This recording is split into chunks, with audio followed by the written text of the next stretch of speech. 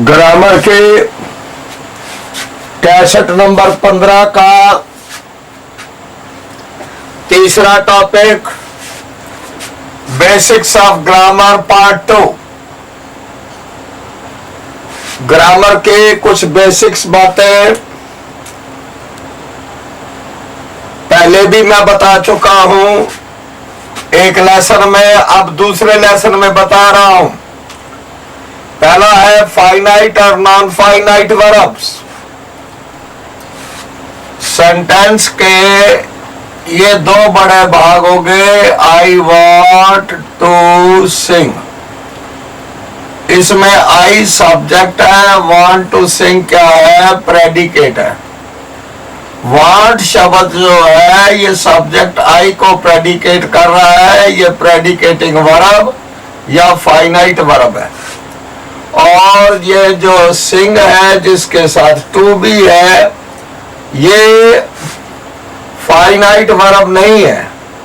ये subject I को predicate नहीं कर रहा, इसका संबंध वांट से है, ये नॉन फाइनाइट वर्ब है। तो फाइनाइट वर्ब तो सब्जेक्ट को प्रेडिकेट करता है और नॉन फाइनाइट वर्ब सब्जेक्ट को प्रेडिकेट नहीं करता। तीन पार्ट्स ऑफ स्पीच का काम करता है, नाउन का या एडजेक्टिव का या एडवर्ब का। अब है जी ट्रांजिटिव और इंट्रांजिटिव वर्ब्स। जिस क्रिया का फल किसी पर पड़ता हो उसको कहते हैं ट्रांजिटिव वर्ब्स। ये टीच क्रिया सब्जेक्ट आई से चालू होती है और हिम तक जाती है। ये टीच ट्रांजिटिव वर्ब है और हिम इसका क्या है? ऑब्जेक्ट है। यही teach, I teach in this school में ट्रांजिटिव नहीं है। इसकी क्रिया का फल स्कूल पर नहीं पड़ता। ये टीच इंट्रांजिटिव वर्ब है और इन दिस स्कूल क्या है? एडवर्बियल एडजंक्ट्स है। ये बताते हैं कि मैं कहाँ पढ़ाता हूं।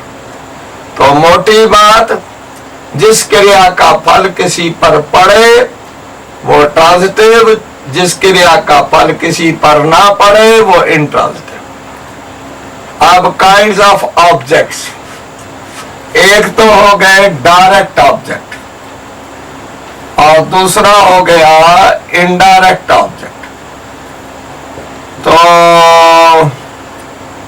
तीसरा हो गया कॉग्निट ऑब्जेक्ट और चौथा हो गया जिसको कहते हैं एडवर्बियल एडजंक्ट ऑब्जेक्ट। तो अब समझिए, ये I gave Mohan a pen, इसमें दो ऑब्जेक्ट है गिव वर्ब के, मोहन भी है और ए पेन भी है। ए पेन को कहेंगे डायरेक्ट ऑब्जेक्ट और मोहन को कहेंगे इनडायरेक्ट ऑब्जेक्ट। और कॉग्निट क्या ऑब्जेक्ट होता है? ही रैन ए रेस। अब इसमें ए रेस जो है, ये रैन जो इंट्रांजिटिव वर्ब है, इसी वर्ब की नाउन फॉर्म बनाकर इसको ऑब्जेक्ट दिया गया, इसे कॉग्निट ऑब्जेक्ट कहते हैं। अब इसी तरह आई लिव एट कलानौर, ये जो मैं वाक्य बनाया कि मैं कलानौर में रहता हूं, ये कलानौर एडवर्बियल ऑब्जेक्ट है governed by the preposition at. ये एट कलानौर सारे का सारा एडवर्बियल एडजंक्ट्स है और Kalanaur adverbial object governed by the preposition at. Verb predication के आधार पर एक वर्ब होते हैं वर्ब ऑफ कंप्लीट प्रेडिकेशन। ठीक है, जैसे कि आई टीच हिम, मैं उसे पढ़ाता हूं। अगर आप टीच के बाद फुल स्टॉप लगाएं तो आई टीच के भी अर्थ बनते हैं। और इसी तरह आई गो टू स्कूल, मैं स्कूल जाता हूं। इसमें अगर आप गो के बाद फुल स्टॉप लगाएं तो आई गो के भी अर्थ बनते हैं। ये टीच और गो वर्ब ऑफ कंप्लीट प्रेडिकेशन है। दूसरे हैं इनकम्प्लीट प्रेडिकेशन।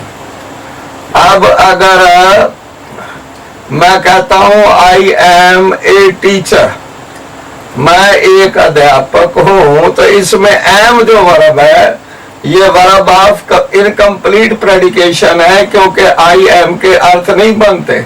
ए टीचर इसमें कॉम्प्लीमेंट या पूरक है, जिसके लगाने से इसके अर्थ पूरे बनते हैं। काइंड्स ऑफ कॉम्प्लीमेंट्स दो किस्म के, एक सब्जेक्टिव कॉम्प्लीमेंट और एक ऑब्जेक्टिव कॉम्प्लीमेंट। जिस कॉम्प्लीमेंट का संबंध सब्जेक्ट से होता है, जैसे कि दैट इज मोहन, मोहन का संबंध किससे है? दैट सब्जेक्ट से है, ये सब्जेक्टिव कॉम्प्लीमेंट है। अब दे नेम्ड हिम मोहन, उन्होंने उसका नाम मोहन रखा, तो इसमें मोहन जो है ये ऑब्जेक्टिव कॉम्प्लीमेंट है, क्योंकि इसका संबंध किसके साथ है? हिम के साथ है। अब है जी डिमॉन्स्ट्रेटिव प्रोनाउंस और पर्सनल प्रोनाउन। तो अभी देखिए, मैं एक वाक्य पहले ले रहा हूं, दैट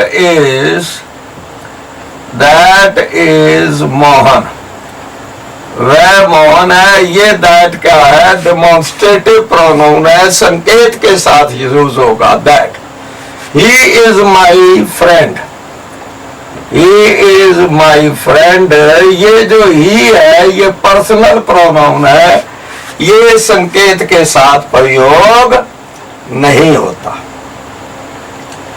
तो this that these those demonstrative pronounce है, और ही शी इट और दे क्या है? ये पर्सनल प्रोनाउंस की किस्में है। वैसे पर्सनल प्रोनाउंस आई और वी भी हैं, और उनकी सभी फॉर्म्स। अब आ जाइए रिफ्लेक्सिव और एम्फेटिक प्रोनाउंस। जो प्रोनाउन ये बताता है कि क्रिया फिर सब्जेक्ट पर हो रही है। I hurt myself, myself ये बताता है कि क्रिया हर्ट की फिर सब्जेक्ट पर हो रही है, ये रिफ्लेक्सिव प्रोनाउन है। I myself will do it, मैं स्वयं इसे करूंगा। तो इसमें ये जो माई सेल्फ है ये एम्फेसिस देने के लिए है, तो ये एम्फेटिक है। तो अब आइएगा कि इंटरोगेटिव और relative pronouns. Who are you, तुम कौन हो? ये हु जो है ये इंटरोगेटिव है, प्रश्न पूछने के लिए है। This is the boy, this is the boy who killed the snake, ये वो लड़का है जिसने सांप को मारा। इसमें हु जो है ये रिलेटिव प्रोनाउन है। अब है पोजेसिव प्रोनाउन्स और possessive adjectives. This is my book, ये मेरी पुस्तक है।